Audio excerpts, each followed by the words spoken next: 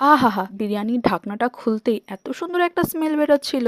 মনে হচ্ছিল খিদেটা যেন ডবল বেড়ে গেছে। জামাই ষষ্ঠীর দিন আমাদের বাড়িতে হয়েছিল কলকাতা স্টাইল চিকেন বিরিয়ানি। রাইসটা যেরকম হয়েছিল ঝরঝরে, সেরকম কিন্তু চিকেনটাও খুব ভালো সিদ্ধ হয়েছিল। তাহলে চলো রেসিপিটা শুরু করা যাক। আর রেসিপিটা যদি ভালো লাগে অবশ্যই একটা লাইক, কমেন্ট, শেয়ার আর সাবস্ক্রাইব করে দিও। প্রথমেই দেখো পরিমাণ মতো বাসমতি রাইস নিয়ে নিচ্ছি। চালটাকে ভালো করে ধুয়ে আরো কিছুটা জল অ্যাড করে কিছুক্ষণের জন্য চালটাকে ভিজিয়ে রাখবো। ওদিকে কড়াইয়ের মধ্যে সাদা তেল গরম করে নিয়েছি। তেলটা গরম হয়ে গেলে দিয়ে দিচ্ছি 3টে বড় সাইজের পেঁয়াজ কুচি। পেঁয়াজটাকে বেশ গোল্ডেন ব্রাউন করে ভেজে নেব।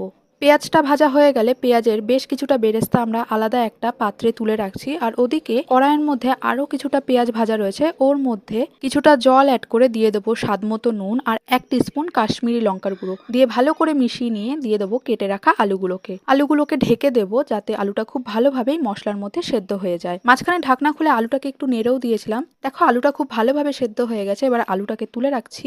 ওদিকে বিরিয়ানিটা করার জন্য চিকেনের পিসগুলোকে একটু বড় বড় করে কেটে নিয়ে এসে ভালো করে ধুয়ে নিয়েছি। এবারে এই চিকেনটাকেও কড়াইয়ের মধ্যে যে গ্রেভিটা বেঁচে ছিল তার মধ্যে দিয়ে নেড়ে নিয়ে দিয়ে দেবো 1 টিস্পুন আদা রসুন বাটা দিয়ে আবারও চিকেনটাকে ভালো করে মিশিয়ে নিয়ে ঢাকনা দিয়ে ঢেকে দেবো চিকেনটা সুসিদ্ধ হওয়া পর্যন্ত।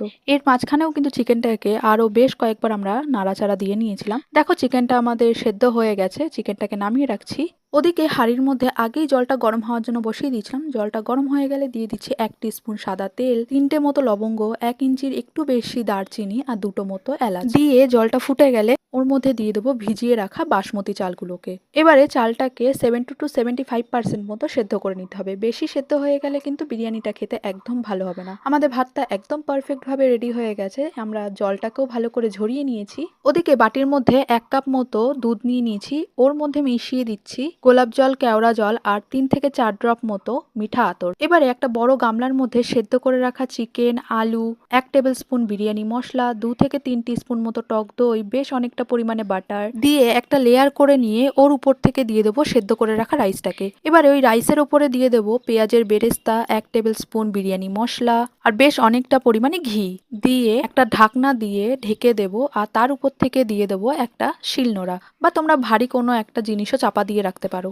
গ্যাসের মধ্যে এটাকে বসিয়ে দিয়ে 20 থেকে 25 মিনিট মতো দম দিয়ে নেব। প্রথম 10 মিনিট মিডিয়াম ফ্লেমে এবং পরের 10 মিনিট লো ফ্লেমে দিয়ে কিন্তু বিরিয়ানিটাকে ভালোভাবে দম দিয়ে নিতে হবে। ব্যাস আমাদের কলকাতা স্টাইল চিকেন বিরিয়ানি কিন্তু একদম রেডি। এটাকে গরম গরমই সার্ভ করে দিয়েছি। সাথে ছিল ধনেপাতা চাটনি আর স্যালাড। বিরিয়ানির সঙ্গে খাওয়ার জন্য ছিল গন্ধরাজ চিকেন, যেটাও খেতে কিন্তু খুব টেস্টি হয়েছিল। এই রেসিপি তোমাদের সঙ্গে অন্য একদিন শেয়ার করব। বিশ্বাস করো বিরিয়ানিটা খেতে এতটাই টেস্টি হয়েছিল যে তোমরা শুধুই বিরিয়ানিটা খেয়ে নিতে পারবে। আর ভিডিওতে তো দেখতেই পাচ্ছ চিকেন আর আলুটা কি পরিমাণে সফট হয়েছে। তাহলে বেশি দেরি না করে তোমরাও কিন্তু একবার এইভাবে ট্রাই করো।